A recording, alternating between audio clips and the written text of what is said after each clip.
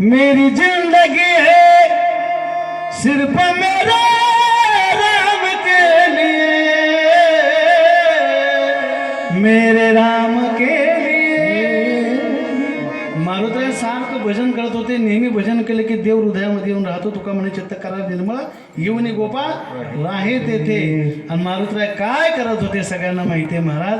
मारुतरायाच्या हृदयामध्ये परमात्मा का श्रीराम जानकी बैठे मेरे सीने में, श्रीराम जानकी बैठे मेरे सीने में, श्रीराम जानकी बैठे मेरे सीने में, श्रीराम